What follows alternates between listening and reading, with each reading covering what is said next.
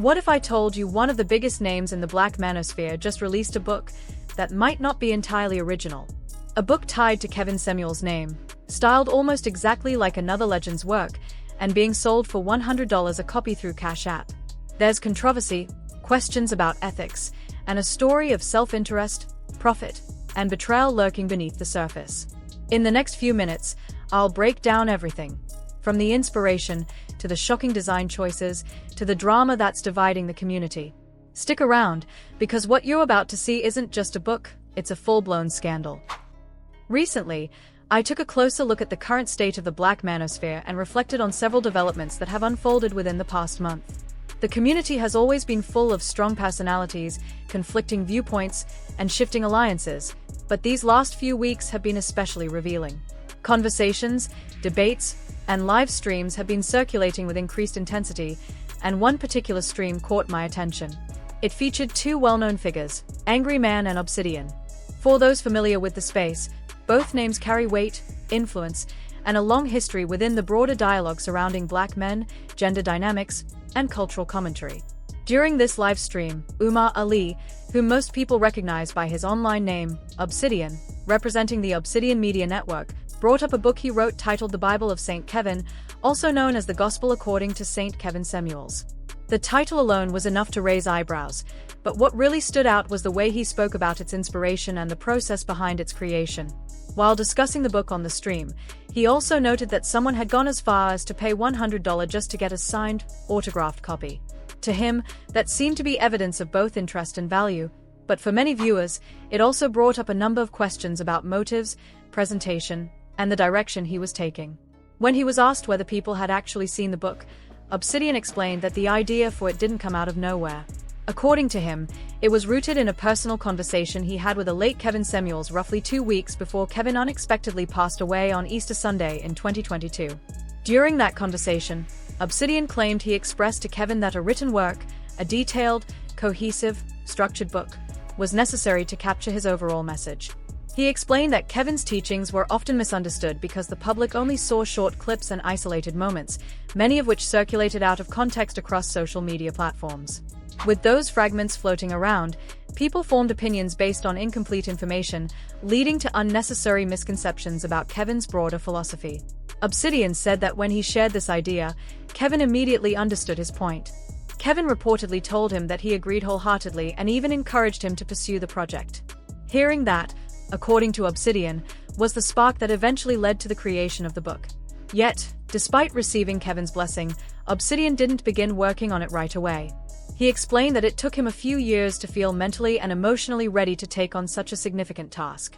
He emphasized that the project required the right mindset, the right energy, and the right moment.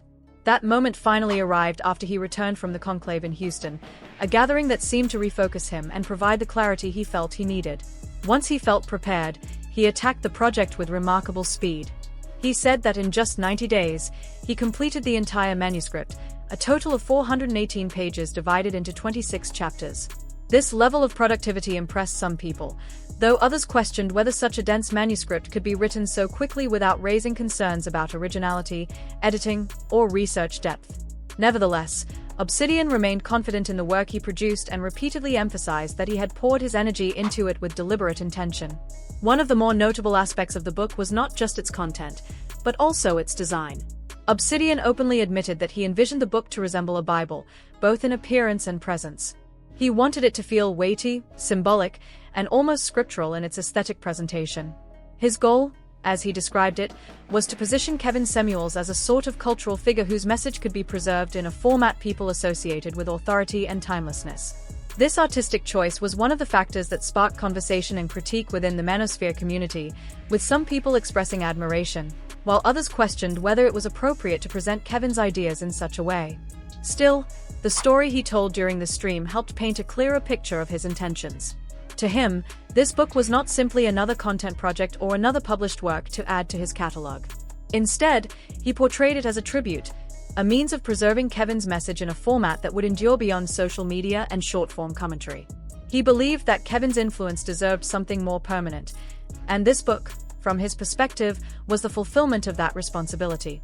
However, the conversation surrounding the book has not been without controversy.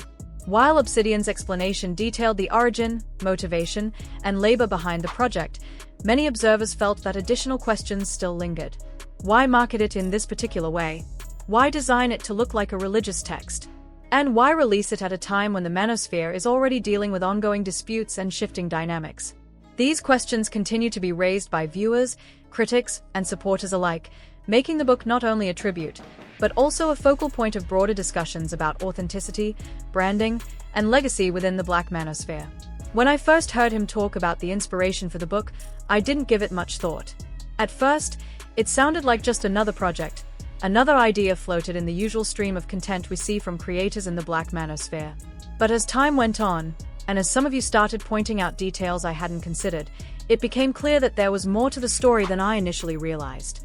I started digging a little deeper, examining his presence online, particularly on Amazon where most of his published works are listed. On his Amazon author page, you can see the full extent of his output: the Book of Obsidian, Toxic Femininity, and the Book of Obsidian, Ladies Edition. These are the books he has officially published and made available for general sale. Each of these titles reflects his style, his voice, and the kind of content he's known for producing. Yet, amid all of these works, there's one conspicuous omission: the Gospel of St. Kevin Samuels. This absence immediately raised questions. If this book is genuinely focused on Kevin Samuels, arguably one of the most influential figures in the manosphere over the past decade, and if the goal is for the book to gain visibility, it would seem logical to list it on Amazon. Amazon has one of the most powerful content distribution systems in the world. Its algorithms are designed to promote titles, suggest them to readers who might be interested, and create a natural pathway for a book to reach a larger audience. For a work that's meant to carry Kevin Samuels' legacy, leveraging Amazon's platform would make perfect sense. The fact that it isn't listed, therefore, immediately draws attention. There could be practical reasons for this omission. Perhaps it is an attempt to avoid Amazon's fees, which can take a significant portion of the profit from any book sold through the platform. Taxes and commissions might be one motivation, especially if the goal is to maximize earnings directly from readers. But as I examined the situation further, another possible reason began to emerge, one that is much more serious.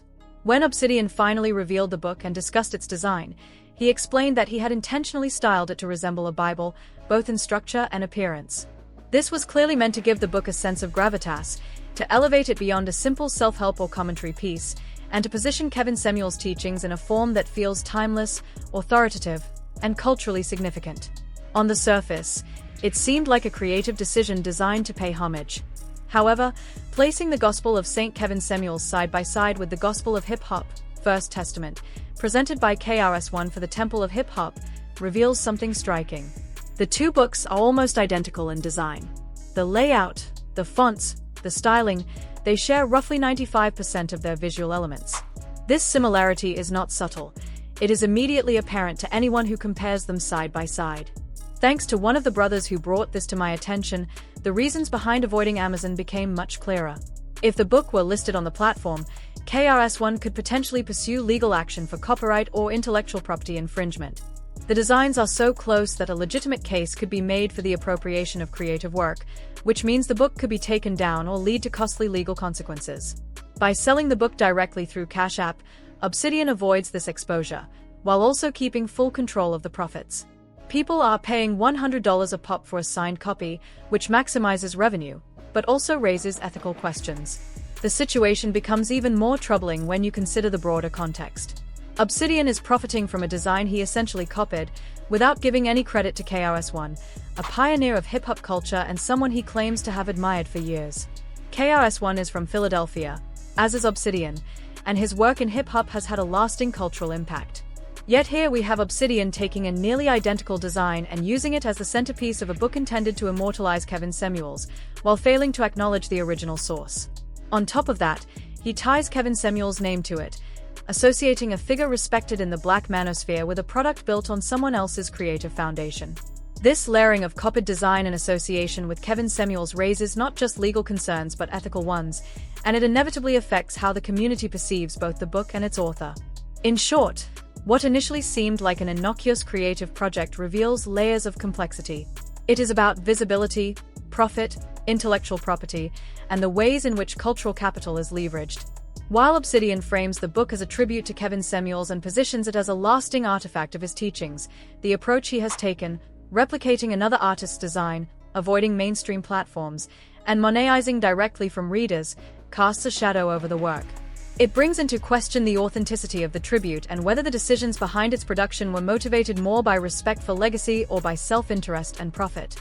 What should have been a celebration of influence and ideas instead becomes a case study in ethics, intellectual property, and the complex realities of cultural production in the digital age. Kevin Samuels never deserved to have his name attached to something like this, particularly when the book's cover design appears to be directly lifted from KRS-One's work. The similarities are so striking that it's hard to ignore. The layout, the fonts, the stylistic choices, nearly everything mirrors KRS-One's The Gospel of Hip-Hop, First Testament. Had Obsidian been genuinely committed to creating something original, he could have leveraged modern tools such as AI design software or hired a professional designer to craft a unique cover that truly honored Kevin Samuels' legacy. Instead, he chose the shortcut, replicating someone else's intellectual property without permission, which brings to light a much larger and more troubling issue. How Mumia Ali, known online as Obsidian, views other black men and their contributions. If respect for black men were truly a guiding principle for him, he would never have taken someone else's work and presented it as his own. Intellectual property, especially that of a respected artist like KRS-One, deserves recognition and credit. This isn't a trivial matter, such as failing to mention a creator in a reaction video or casually forgetting a reference. This was a deliberate act. He knowingly adopted KRS-One's concept, paired it with Kevin Samuels' name, and then pitched the resulting product to Angry Man, someone who openly disagrees with Kevin Samuels, seemingly with the goal of making a quick profit. That kind of behavior, putting personal gain above ethics, is not only troubling but also emblematic of Obsidian's long-standing pattern of decision-making. Over the years, it has become increasingly clear that Obsidian's priorities revolve around self-preservation and self-interest. Everything he does is filtered through a lens of me. That mindset might work for someone whose only goal is personal survival or who is content to be selfish, but it is deeply incompatible with the role of a thought leader. Being a thought leader, or claiming to be one, requires integrity, accountability, and a willingness to uphold standards beyond personal convenience. Without those qualities, influence becomes a hollow thing, a facade rather than a responsibility. Obsidian owes KRS-One a formal apology for this situation. Copying another person's idea, avoiding mainstream platforms like Amazon to dodge legal consequences, and then attaching Kevin Samuels' name to the product during a podcast with someone who is openly critical of him are all actions that demand accountability. The entire scenario comes across as desperate and opportunistic. It resembles a person chasing quick money through Cash App donations, much like Pookie from New Jack City chasing a drug fix, constantly seeking short-term relief rather than sustainable or ethical progress. This desperation is not accidental. It stems from the fact that Obsidian has burned nearly every bridge he once had. Within the Black manosphere, he once held real opportunities to grow influence, foster meaningful connections, and contribute positively to the community. But over time, his unpredictable behavior, constant conflicts, and self-serving decisions made working with him too costly or too risky for collaborators. He repeatedly prioritized personal gain over integrity, and as a result, many doors that might have been open to him were permanently closed. Financial instability has also played a role in these choices. I vividly remember a moment when he was struggling so severely that he publicly asked his followers to cover his overdue electricity bill. Such acts of desperation, while human in a sense, also highlight a pattern of dependency on others' resources without offering much in return. Coupled with the act of copying KRS-One's intellectual property and misusing Kevin Samuels' name, these behaviors paint a portrait of someone whose decisions are driven less by principles and more by immediate survival, profit, and self-interest. In the end, Kevin Samuels' name should have been associated with integrity, thoughtfulness, and clarity of message, not a project that borrows someone else's work, avoids proper credit, and is leveraged for personal gain. Obsidian's choices, from design to distribution to monetization, reflect a prioritization of self over community, profit over ethics, and desperation over responsibility. It is a stark reminder that influence without integrity can quickly devolve into exploitation, and it leaves the community questioning who truly benefits from his so-called leadership.